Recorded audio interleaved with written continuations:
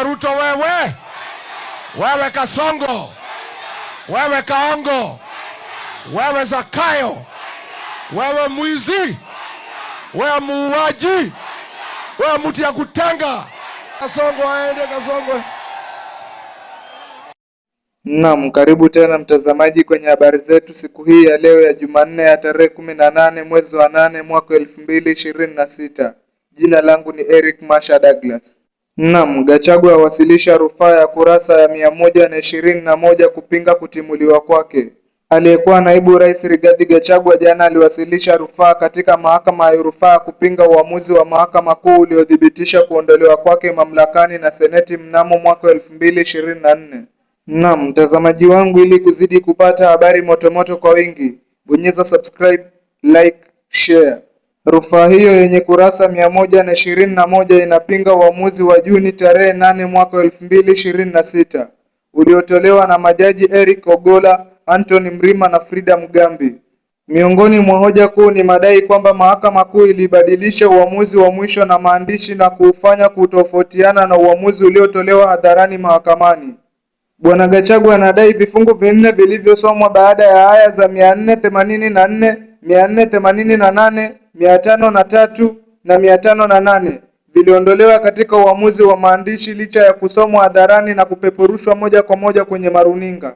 Kwa kubadilisha uamuzi isivyofaa, mahakama imemnyima hoja nzito za mahakama zilizotolewa katika vifungu vilivyosoma baada ya aya za 484, 488, 503 na 508. Akasema pia anapinga uamuzi wa mahakama kuu wa kuunga mkono kuondolewa kwake licha ya majaji kubaini kuwa seneti ilikiuka haki zake za kikatiba wakati wa mchakato huo.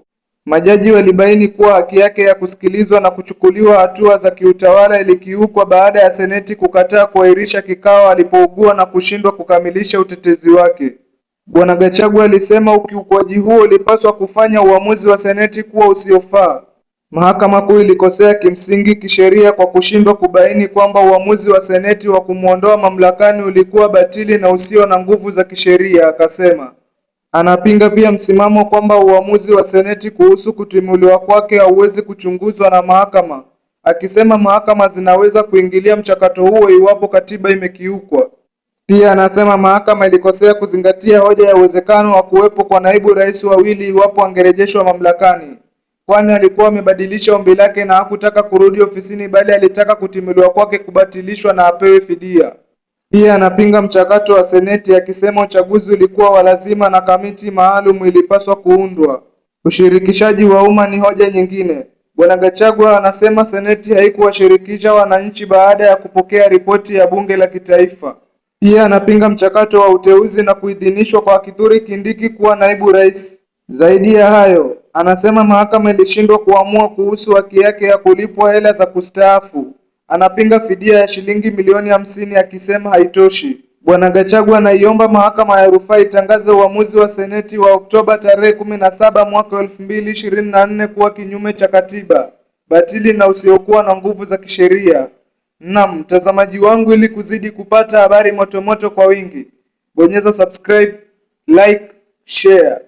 Eti sijui kusoma. Wewe ndio ulikuwa unanililia wakati ulipopokonywa wizara ya ulinzi. Juma ajibu Duale.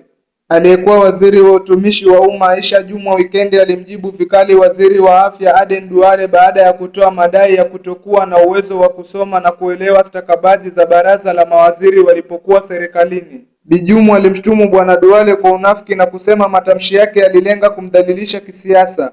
Alisisitiza kuwa alikuwa na uwezo kamili wa kuelewa shughuli za baraza la mawaziri. Nilikaa nawe katika baraza la mawaziri na hakuna siku yeyote ulizungumza nami isipokuwa siku moja, akasema Bi Juma.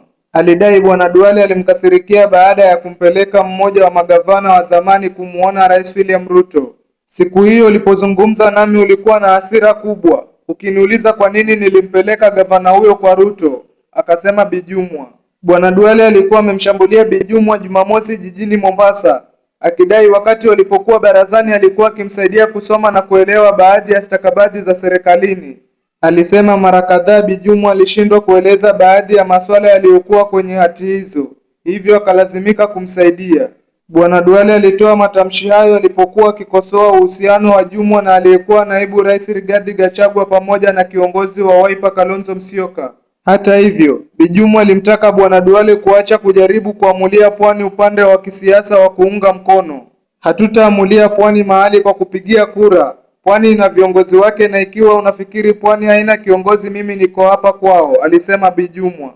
Mbunge wa Yala Falda Iman pia alilaani matamshi ya Bwana Duale, akisema tofauti za kisiasa hazifai kugeuka kuwa vita vya kibinafsi dhidi ya viongozi wanawake.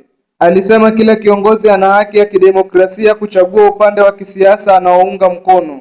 Naam, mtazamaji wangu, ili kuzidi kupata habari motomoto kwa wingi, bonyeza subscribe, like, share.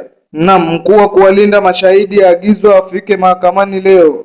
Mahakama Kuu jana ilimwamuru mkurugenzi wa mamlaka ya kulinda mashahidi WPA kufika kotini leo kueleza hatua zilizochukuliwa kulinda mashahidi katika kesi ya kutoweka kwa wanaharakati wanne wa Mathare.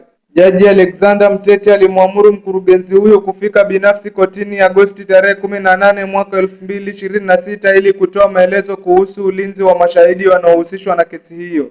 Wanaharakati hao Abdulaziz Zizu, Macmille Kiarie, Michael Olo na Evans Olo walitekwa nyara Juni tarehe 20 na wanaume waliovalia barakoa na kuficha nyuso zao.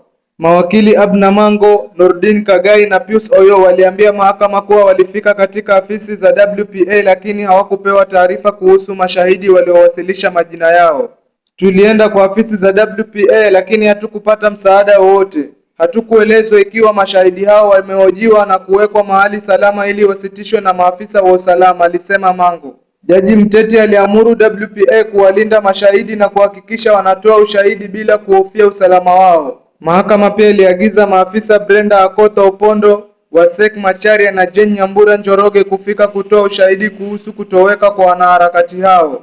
Afisa wa polisi Humphrey Kaimenyi aliagizwa kuwasilisha kanda za CCTV zinazoonyesha matukio yaliyopelekea kutoweka kwao. Hapo awali, Inspekta Jenerali wa polisi Douglas Kanja na mkurugenzi wa DCI Mohamed Amin waliambia mahakama kuwa wanaharakati hao hawako mikononi mwa polisi. Jaji Mtete anasema mahakama ina jukumu la kuhakikisha ukweli unapatikana na haki inatendeka kwa mujibu wa katiba. Naam, mtazamaji wangu, ili kuzidi kupata habari motomoto kwa wingi, bonyeza subscribe, like, share.